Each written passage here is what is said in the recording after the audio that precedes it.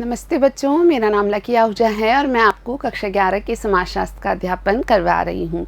तो बच्चों, कक्षा 11 के समाजशास्त्र में हम अपनी प्रथम पुस्तक समाजशास्त्र परिचय का अध्ययन कर रहे थे और इस पुस्तक का हम अपना अध्याय दूसरा पढ़ना शुरू कर चुके हैं। तो दूसरे अध्याय का जो नाम है वो है समाजशास्त्र में प्रयुक्त शब्दावली, संकल्पनाएं एवं उनका उपयोग। और अब तक हम इस अध्याय के 2 भाग पूर्ण कर चुके हैं और आज इस अध्याय का हम तीसरा भाग पढ़ने जा रहे हैं। और इस अध्याय के तीसरे भाग में हम जिस नई संकल्पना को समझने जा रहे हैं वो है सामाजिक स्तरीकरण। तो आइए जानते हैं कि सामाजिक स्तरीकरण क्या है। सामाजिक स्तरीकरण से तात्पर्य भौतिक या प्रतीकात्मक लाभों तक पहुंच के आधार पर समाज में समूहों के बीच की संरचनात्मक असमानताओं के अस्तित्व से है। तो वास्तव में सामाजिक स्तरीकरण का अर्थ हमें अच्छे से समझना है। तो इसका तात्पर्य है कि जो भी भौतिक या प्रतीकात्मक लाभ हैं उन लाभों तक जो हमारी पहुंच है वो समान नहीं है। ठीक है, तो इस पहुंच के आधार पर समाज के जो विभिन्न समूह हैं उनकी एक संरचनात्मक असमानता पाई जाती है और इसी संरचनात्मक असमानता के अस्तित्व को हम सामाजिक स्तरीकरण कहते हैं। सरल शब्दों में हम समझें तो समाज में जो भी हम कहें भौतिक लाभ हैं, अन्य कोई लाभ है, ये सभी को समान मात्रा में उपलब्ध नहीं है। ये असमान संरचना ही वास्तव में सामाजिक स्तरीकरण को प्रदर्शित करती है।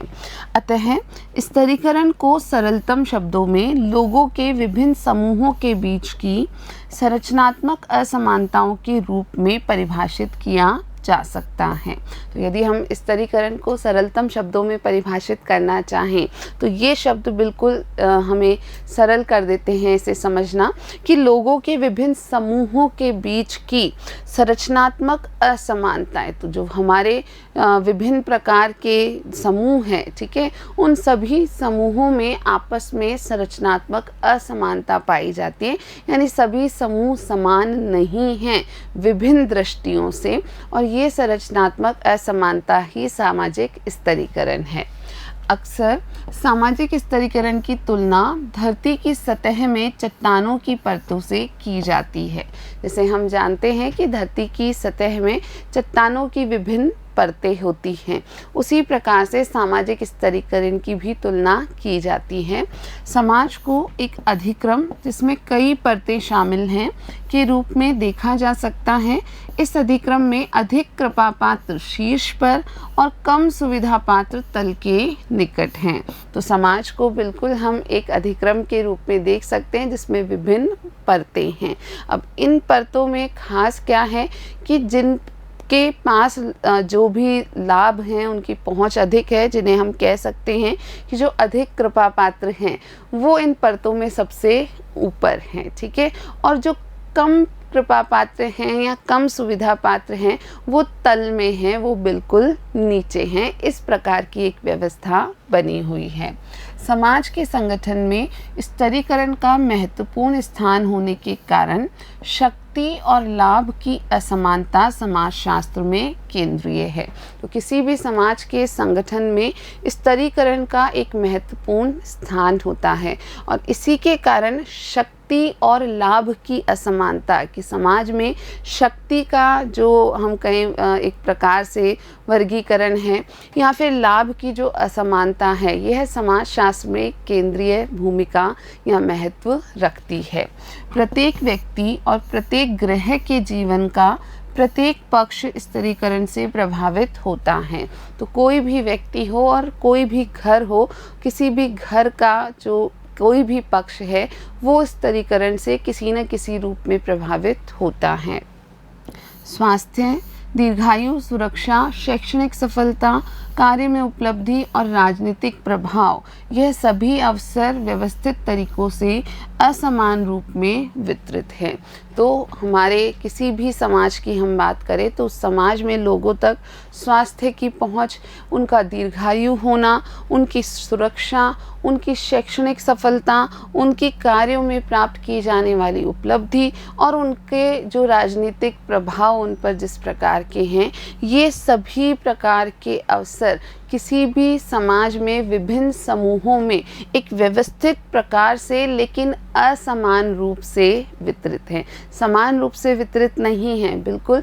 कुछ लोगों तक सुरक्षा की पहुंच बहुत अधिक है, कुछ लोगों तक शैक्षणिक सफलता की संभावनाएं बहुत अधिक हैं, कुछ समूहों में कार्यों में उपलब्धि पाने की संभावनाएं काफ़ी ज़्यादा हैं, जबकि अन्य समूहों में इनसे बिल्कुल विपरीत स्थिति है। मानव समाजों में ऐतिहासिक रूप में स्तरीकरण की 4 मूल व्यवस्थाएं मौजूद रही हैं: दास्ता, जाति, स्टेट और वर्ग। तो मानव समाज में हम बात करें तो ऐतिहासिक रूप में स्तरीकरण की 4 मूल व्यवस्थाएं रही हैं। ये 4 मूल व्यवस्थाएं कौन कौन सी हैं बच्चों? दास्ता, जाति, स्टेट और वर्ग। इसके बाद दास प्रथा की हम बात करें तो यह असमानता का चरम रूप है, जिसमें वास्तव में कुछ व्यक्तियों पर दूसरों का अधिकार होता है। दास प्रथा किसी भी समाज में असमानता के एक चरम रूप के रूप में पहचानी जा सकती है और इस प्रथा में कुछ व्यक्तियों पर अन्यों का अधिकार ही हो जाता है, वे अपना अधिकार जमा लेते हैं। यह छुटपुट रूप में कई कालों और स्थानों पर मौजूद रही है, परंतु दास प्रथा के 2 प्रमुख उदाहरण हैं, प्राचीन ग्रीस और रोम।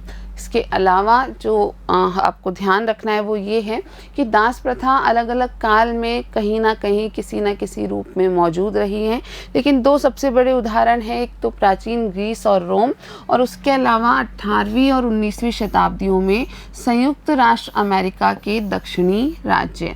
तो प्राचीन ग्रीस और रोम में और उसके अलावा 18वीं 19वीं शताब्दी में संयुक्त राज्य अमेरिका के जो दक्षिणी राज्य थे वहाँ पर दास प्रथा को हम अच्छे से समझ पाते हैं।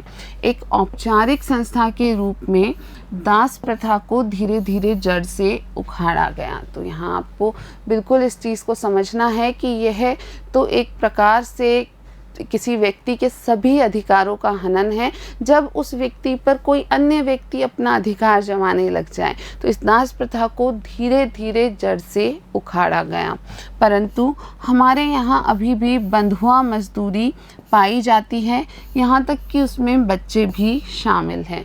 यद्यपि दास प्रथा को औपचारिक संस्था के रूप में संपूर्ण विश्व से धीरे धीरे उखाड़ फेंका गया, लेकिन अगर हम हमारे समाज की बात करें तो हमारे यहाँ अब भी कुछ जगहों पर बंधुआ मजदूरी प्रचलित है, और सबसे बड़ी बात यह है कि उसमें बच्चों को भी शामिल कर लिया जाता है। स्टेट सामंतवादी यूरोप की विशेषता थी। तो दास प्रथा के बाद अगर हम बात करें स्टेट की, तो स्टेट जो है वो सामंतवादी यूरोप की एक विशेषता थी। हम यहाँ स्टेट का विस्तृत वर्णन नहीं करेंगे, परंतु सामाजिक स्तरीकरण की व्यवस्थाओं के रूप में जाति और वर्ग का बहुत ही संक्षिप्त रूप में उल्लेख करेंगे। तो दास प्रथा के बारे में जो मूल बातें हैं वो हमने जानी। अब स्टेट के बारे में हम अपने इस अध्याय के इस हिस्से में वर्णन नहीं करेंगे, ये हमारी विषय वस्तु से बाहर समझिए। लेकिन जो 2 अन्य स्तरीकरण के रूप हैं जाति और वर्ग, उनका हम यहाँ संक्षिप्त में उल्लेख अवश्य करेंगे। सामाजिक स्तरीकरण के आधार के रूप में वर्ग, जाति, लिंग के बारे में हम अगली पुस्तक समाज का बोध में पढ़ेंगे। तो सामाजिक स्तरीकरण के आधार के रूप में हम गहनता से वर्ग का, जाति का और लिंग का अध्ययन करेंगे, लेकिन वो किया जाएगा हमारी अगली पुस्तक समाज का बोध में। अब सबसे पहले बच्चों हम बात करते हैं जाति की। तो जाति क्या है, जाति को हमें समझना यहाँ पर आवश्यक है। तो जाति पर आधारित स्तरीकरण व्यवस्था में व्यक्ति की स्थिति पूरी तरह से जन्म द्वारा मिली हुई परिस्थिति पर आधारित होती है, न कि उन पदों पर जो व्यक्ति ने अपने जीवन में प्राप्त किए होते हैं। तो बिल्कुल जाति पर आधारित जो स्तरीकरण व्यवस्था है उसमें यह स्पष्ट है कि व्यक्ति की जो स्थिति है वो पूरी तरीके से जन्म आधारित स्वीकारी जाती है। जो पद उसने अपने आप अर्जित किए हैं उनका यहाँ कोई महत्व नहीं होता है। हालांकि एक जातिवादी समाज में जन्म द्वारा प्रदत्त परिस्थिति एक व्यक्ति की स्थिति को एक वर्ग समाज की तुलना में ज़्यादा पूर्ण ढंग से परिभाषित करती है।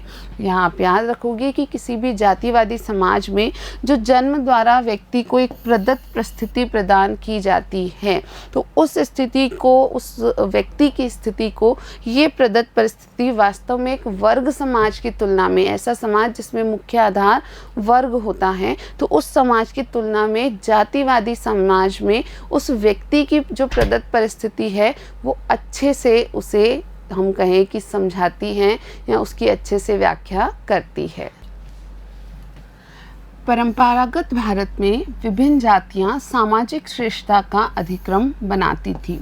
यदि हम भारतीय परंपरा की बात करें या हमारे समाज की परंपरागत रूप में बात करें, तो विभिन्न जातियां सामाजिक श्रेष्ठता के एक अधिक्रम के रूप में रखी हुई थी। जाति संरचना में प्रत्येक स्थान दूसरों के संबंध में इसकी शुद्धता या अपवित्रता के द्वारा परिभाषित था। तो ये जो जाति संरचना थी या ये जो अधिक्रम था, यह किस पर आधारित था? तो प्रत्येक स्थान जो था वो दूसरे की तुलना में शुद्धता या अपवित्रता के संबंध में परिभाषित था।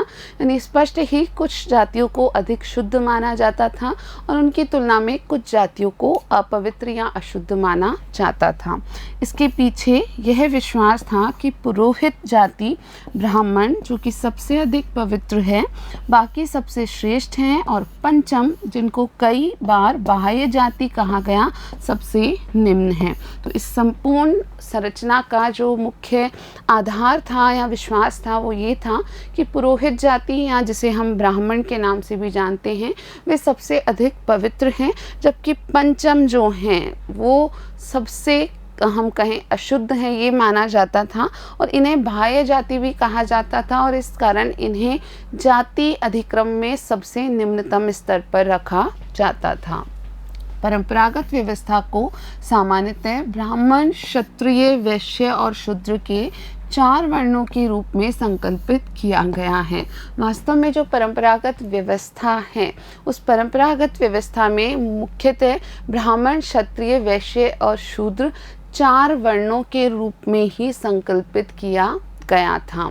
वास्तविकता में व्यवसाय आधारित अनगिनत जाति समूह होते हैं जिन्हें जाति कहा जाता है, लेकिन वास्तविकता में अगर हम बात करें तो व्यवसाय आधारित अनगिनत जाति समूह होते हैं। सिर्फ ये 4 वर्ण ही उपलब्ध नहीं हैं, वास्तविक रूप में धरातल पर अनगिनत जाति समूह हैं और जिनका मुख्य आधार व्यवसाय होता है। भारत में जाति व्यवस्था में समय के साथ साथ बहुत से परिवर्तन आए हैं। तो हमारे देश में, हमारे समाज में जाति व्यवस्था में समय के साथ साथ कई सारे परिवर्तन आए हैं। कथित उच्च जातियों की पवित्रता को बनाए रखने के लिए अंतःविवाह और अनुष्ठानों में कथित निम्न जाति के सदस्यों की अनुपस्थिति बहुत आवश्यक मानी जाती थी।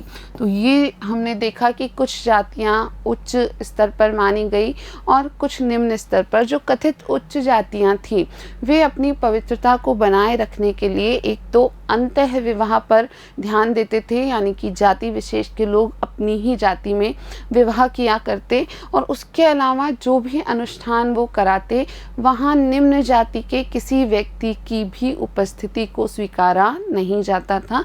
तो निम्न जाति के सदस्यों की अनुपस्थिति उन अनुष्ठानों में हुआ करती थी। नगरीकरण द्वारा लाए गए परिवर्तनों ने इसे अनिवार्य रूप से चुनौती दी, लेकिन जैसे जैसे हमारे समाज में नगरीकरण की प्रक्रिया बढ़ी, तो नगरीकरण से जो परिवर्तन हुए उन सभी ने इसे, यानी ये जो व्यवस्था बनी हुई थी इस प्रकार की, इसे विशेष रूप से, आवश्यक रूप से चुनौती दी है। प्रसिद्ध समाजशास्त्री A.R. देसाई के निम्न प्रेक्षण को पढ़ें। तो आगे हम A.R. देसाई का जो प्रेक्षण है उसे देखने जा रहे हैं। तो भारत में नगरीकरण के दूसरे सामाजिक प्रभावों पर उनकी टिप्पणी इस प्रकार है। तो नगरीकरण के जो दूसरे सामाजिक प्रभाव पड़े हैं भारत में, उसके बारे में ये A.R. देसाई की टिप्पणी हम अब पढ़ने जा रहे हैं। आधुनिक उद्योग आधुनिक शहरों को अस्तित्व में लाए जो सर्वदेशीय होटलों, रेस्तराओं, रंगमंचों, ट्रामों, बसों, रेलों से मधुमक्खी के छत्ते की तरह भरे पड़े थे। विशुद्ध होटल और रेस्तरां जिन्हें वेतनभोगियों और मध्यम वर्ग के लिए बनाया गया था, शहरों में सभी जातियों और मतों के लोगों से भर गए। ट्रेनों और बसों में व्यक्ति अक्सर निम्न वर्ग के व्यक्ति के साथ सफ़र करते हैं, तथापि यह नहीं माना जाना चाहिए कि जाति लुप्त हो गई है। देसाई 1975। तो ये देसाई का उद्धरण है, 1975 में ये उद्धरण उन्होंने प्रस्तुत किया था। तो देसाई जो स्थिति बता रहे हैं वो ये है कि नगरीकरण के कारण किस प्रकार जाति व्यवस्था पर प्रभाव पड़ा है। तो नगरीकरण के साथ साथ ही आप देखिए वो कह रहे हैं कि जो आधुनिक शहर अस्तित्व में आए, उन शहरों में होटल, रेस्तरां, रंगमंच, ट्राम, बस, रेल, इन सभी में मधुमक्खी के छत्ते की तरह लोग भरे पड़े थे। और विशुद्ध होटल और रेस्तरां में विभिन्न वेतन भोगी और जो मध्यम वर्ग थे उनके लिए बनाया गया था। अब उसमें जाति विशेष का कोई स्थान नहीं रखा गया था और शहरों में सभी जातियों के लोगों से ये भरे रहते थे। और इसी प्रकार ट्रेनों में, बसों में जब यात्रा करते लोग किसी भी नगर में, तो वहाँ पर व्यक्ति अक्सर सामने वाले की जाति या जो पास में व्यक्ति बैठा है उसकी जाति नहीं जानता था और इस कारण निम्न वर्ग के व्यक्ति के साथ भी उच्च वर्ग का व्यक्ति सफ़र किया करता था। और इस प्रकार से ये जाति पर प्रभाव जो पड़ा नगरीकरण का, उसे देसाई ने बताया है। लेकिन साथ ही उन्होंने ये भी कहा कि यह नहीं माना जाना चाहिए कि जाति लुप्त हो रही है। ये हम नहीं मान सकते बिल्कुल भी कि जाति बिल्कुल लुप्त हो रही है। हालांकि परिवर्तन हुआ था, परंतु भेदभाव को दूर करना इतना आसान नहीं था जैसा कि उपरोक्त कथन कहता है। तो देसाई का ये जो कथन यहाँ बता रहा है, इतना आसान नहीं था भेदभाव को दूर करना। यह सत्य है कि परिवर्तन हुआ था। इसके अलावा मिल में उस प्रकार का खुला भेदभाव न हो जैसा कि गाँव में होता है, परंतु निजी अंतःक्रिया के अनुभव दूसरी कहानी बताते हैं। तो किसी मिल में, कारखाने में जहाँ लोग काम करते हैं, वहाँ शायद उस प्रकार का खुला भेदभाव नहीं होता था जैसा कि किसी भी गाँव में होता है, लेकिन निजी अंतःक्रिया के जो अनुभव हैं लोगों के, वो कुछ अलग ही कहानी बताते हैं। परमार ने देखा, वे हमारे हाथों से पानी भी नहीं पीते और हमसे व्यवहार करते समय कई बार गाली गलौज वाली भाषा का प्रयोग करते हैं। तो ये एक विशिष्ट हम कहें अंतःक्रिया का उदाहरण है। तो परमार ने बताया कि वे लोग हमारे हाथों से पानी भी नहीं पीते और हमसे व्यवहार करते समय कई बार वे गाली गलौज का इस्तेमाल करते हैं। ये इसलिए है क्योंकि वे यह महसूस करते हैं और विश्वास रखते हैं कि वे श्रेष्ठ हैं। वर्षों से ऐसा ही चला आ रहा है। हम कितनी भी अच्छी वेशभूषा धारण करें, उससे कोई फर्क नहीं पड़ता। वे कुछ चीज़ों को अपनाने के लिए तैयार नहीं हैं। फ्रैंको 2004। तो ये फ्रैंको ने अपनी पुस्तक में 2004 में लिखा कि परमार ने इस प्रकार बताया कि वर्षों से वे अपने आप को श्रेष्ठ मानते चले आ रहे हैं और इसी कारण अब हमारे हाथ का वे पानी भी स्वीकार नहीं करते और अपने व्यवहार में हमारे प्रति गाली गलौज का अत्यधिक इस्तेमाल करते हैं। और हम कितनी भी अच्छी वेशभूषा धारण कर लें, इससे कोई भी फ़र्क नहीं पड़ता। वे कुछ चीज़ों को अपनाने के लिए बिल्कुल भी तैयार नहीं हैं। आज भी बहुत अधिक जातिगत भेदभाव उपस्थित हैं। तो हमारे समाज में आज भी काफ़ी जातिगत भेदभाव उपस्थित है, पर साथ ही लोकतंत्र की कार्य प्रणाली ने जाति व्यवस्था को प्रभावित किया है। लेकिन यह भी सत्य है कि लोकतंत्र की कार्य प्रणाली ने संपूर्ण जाति व्यवस्था को काफ़ी प्रभावित किया है। जाति हित समूह के रूप में मजबूत हुई है। तो हमारे समाज में जाति एक हित समूह समूह के रूप में, यानी अपनी जाति के लोगों के हित के प्रति कार्य करने वाला समूह इस रूप में मजबूत हुई है। हमने भेदभावग्रस्त जातियों को समाज में अपने लोकतंत्रीय अधिकारों के प्रयोग के लिए संघर्ष करते भी देखा है। और बिल्कुल हमारे इसी समाज में हमने जो भेदभावग्रस्त जातियां हैं उन्हें समाज में अपने जो लोकतांत्रिक अधिकार हैं उन्हें प्राप्त करने हेतु संघर्ष के लिए एकजुट होकर लड़ते हुए भी देखा है। अब हम चर्चा करेंगे वर्ग के बारे में। वर्ग का वर्णन करने के लिए अनेक प्रयास किए गए हैं। वर्ग क्या है, इसका वर्णन करने के लिए कई प्रयास किए गए हैं। यहाँ हम मार्क्स, वेबर और प्रकार्यवाद के केंद्रीय विचारों का केवल संक्षेप में उल्लेख करेंगे। तो जब हम यहाँ वर्ग की अवधारणा को समझ रहे हैं तो हम सिर्फ मार्क्स, वेबर और प्रकार्यवाद की जो मुख्य अवधारणा है वर्ग के बारे में उनका एक संक्षिप्त उल्लेख देखेंगे। मार्क्स के सिद्धांतों में सामाजिक वर्ग की परिभाषा इस आधार पर होती है कि उस वर्ग और उत्पादन के साधनों के बीच क्या संबंध है। यदि हम मार्क्स की विचारधारा देखें तो मार्क्स का जो सिद्धांत है वहाँ पर सामाजिक वर्ग की परिभाषा जो है वो इस आधार पर रखी जाती है कि उस विशेष वर्ग और जो उत्पादन के साधन हैं उन दोनों के बीच में किस प्रकार का संबंध व्याप्त है। यह प्रश्न पूछे जा सकते हैं कि क्या समूह भूमि अथवा कारखानों सरीखे उत्पादन के साधनों के स्वामी हैं। तो क्या कोई विशेष वर्ग जो है वो समूह भूमि या कारखानों जैसे जो उत्पादन के साधन हैं वो उसके स्वामी हैं या नहीं हैं, अथवा क्या वे किसी वस्तु के नहीं केवल अपने श्रम के स्वामी हैं। या फिर जो दूसरे वर्ग की बात मार्क्स करते हैं वो ये है कि किसी भी वस्तु के वे स्वामी नहीं हैं, वे सिर्फ और सिर्फ अपने ही श्रम के स्वामी हैं, यानी अपनी मेहनत के ही स्वामी हैं। वेबर ने जीवन अवसर शब्द का प्रयोग किया है जिसका तात्पर्य बाजार क्षमता की सामर्थ्य के प्रतिफल और लाभ से है। तो मार्क्स के अलावा यदि हम वेबर की विचारधारा देखें तो वेबर ने जीवन अवसर शब्द को उपयोग में लिया है वर्ग की अवधारणा को स्पष्ट करने के लिए। और इसका तात्पर्य क्या है, जीवन अवसर से क्या अर्थ है, तो बाजार क्षमता की सामर्थ्य के प्रतिफल, यानी किसी बाजार विशेष में जो किसी व्यक्ति की क्षमता है उसका क्या प्रतिफल है और उसे कैसा लाभ वहाँ से प्राप्त हो पाता है। वेबर तर्क देते हैं कि असमानता आर्थिक संबंधों पर आधारित हो सकती है। तो वेबर का स्पष्ट तर्क है कि जो असमानता है वर्ग के रूप में वह आर्थिक संबंधों पर आधारित हो सकती है, परंतु यह प्रतिष्ठा और राजनीतिक शक्ति पर भी आधारित हो सकती है।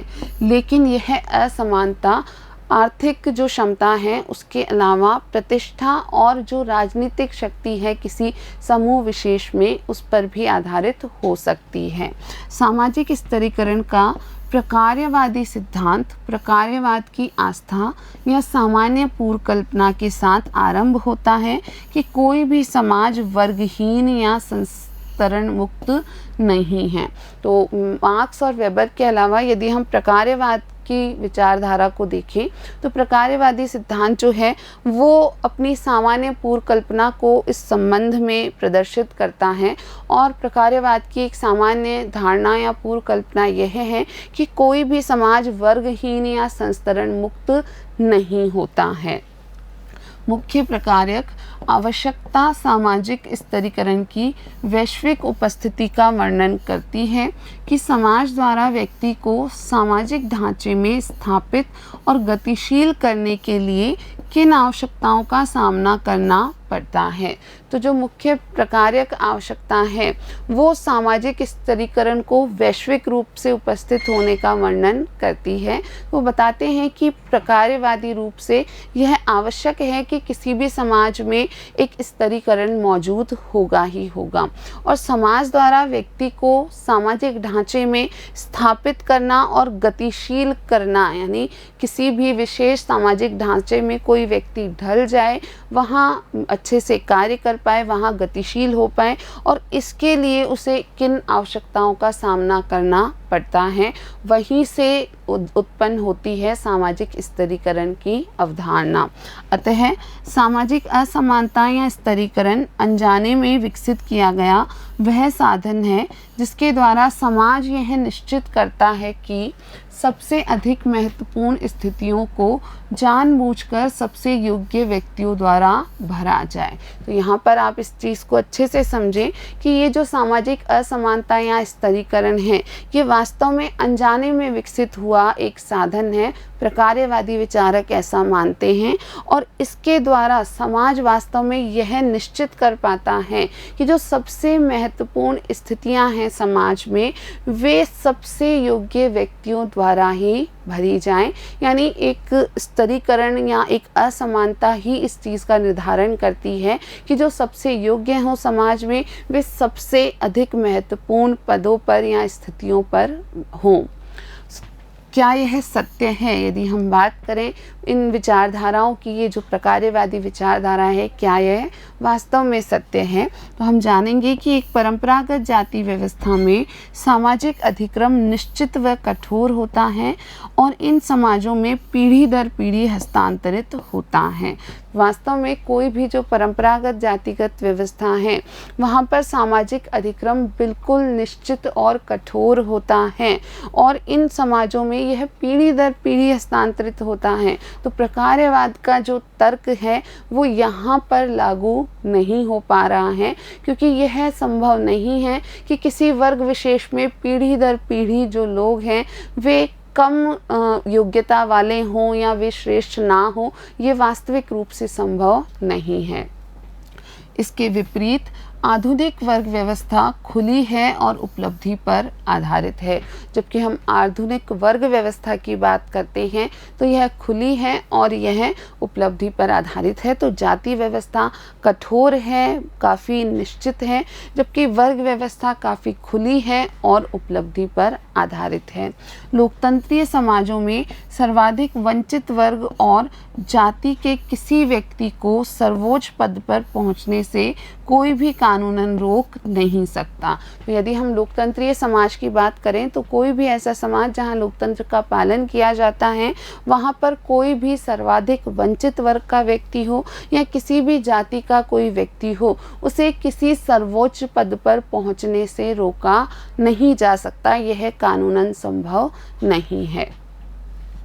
अब बच्चों एक आपको क्रियाकलाप करना है। इसी संबंध में हमने जाना कि किसी भी लोकतंत्रीय समाज में किसी भी जाति या वंचित वर्ग के व्यक्ति को सर्वोच्च पद पर जाने से रोका नहीं जा सकता, और उसी के एक उदाहरण है हमारे स्वर्गीय राष्ट्रपति के.आर. नारायण। तो आपको एक छोटा सा क्रियाकलाप करना है। स्वर्गीय राष्ट्रपति के.आर. नारायणन के जीवन के विषय में और अधिक पता लगाएं। तो आपको इनके जीवन के विषय में कुछ जानकारियाँ जुटानी हैं। इस संदर्भ में प्रदत्त और अर्जित की गई परिस्थिति, जाति और वर्ग की संकल्पना की विवेचना करें। और जब आप इनके जीवन के बारे में काफ़ी सारी जानकारियाँ जुटाएंगे, उसके बाद आपको प्रदत्त और अर्जित परिस्थिति जो है व्यक्ति की और जाति और वर्ग की संकल्पना, इनके संबंधों की विवेचना करनी है। उपलब्धि की इस प्रकार की कहानियाँ वाकई विद्यमान हैं और ये असीम प्रेरणा का स्रोत होती हैं। तो जैसे के.आर. नारायणन जी जो वास्तव में एक वंचित वर्ग से संबंध रखते थे, वे हमारे देश के राष्ट्रपति हुए।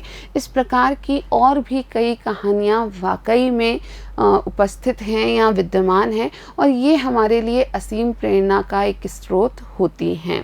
यद्यपि अधिकांश हिस्से के लिए जाति व्यवस्था की संरचना अभी तक बनी हुई है, यद्यपि अगर हम हमारे समाज के अधिकांश हिस्से की बात करें तो आज भी जाति की जो व्यवस्था है ये हमारी सामाजिक संरचना में बनी हुई है।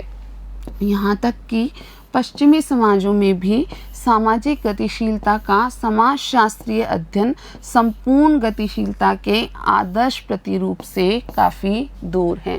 यहाँ तक कि यदि हम पश्चिमी समाज की बात करें तो उन पश्चिमी समाजों में भी जो सामाजिक गतिशीलता का समाजशास्त्रीय अध्ययन है वो जो संपूर्ण गतिशीलता का आदर्श प्रतिरूप माना जाता है कि संपूर्ण जो सामाजिक गतिशीलता है वो आदर्श रूप से किस प्रकार कार्य करती है। तो उस आदर्श प्रतिरूप से वास्तव में जो ये अन्य देश हैं जिनको हम पश्चिमी समाजों के रूप में जानते हैं वहाँ पर भी यह मौजूद नहीं है। वहाँ पर भी कुछ ना कुछ रूप में सामाजिक असमानता और स्त्रीकरण पाया जाता है और कुछ हद तक वहाँ भी कुछ ऐसे विशेष रूप हैं जो कि काफ़ी कठोर तरीके से सामाजिक संरचना में स्त्रीकरण को प्रदर्शित करते हैं। समाजशास्त्र को जाति व्यवस्था और भेदभाव की निरंतरता दोनों की चुनौतियों के प्रति संवेदनशील होना पड़ेगा। तो यदि हम हमारे विषय समाजशास्त्र की बात करें तो समाजशास्त्र को जाति व्यवस्था और भेदभाव की जो निरंतरता बनी हुई है इन दोनों के जो चुनौतियां हमारे समाज में हैं इनके प्रति अधिक संवेदनशील होना पड़ेगा। एक समाजशास्त्री के रूप में हमें अधिक संवेदनशील होना पड़ेगा। विशेषकर वे जो व्यवस्था के निम्न स्तरों पर हैं न केवल सामाजिक बल्कि आर्थिक रूप से भी वंचित स्थिति में हैं।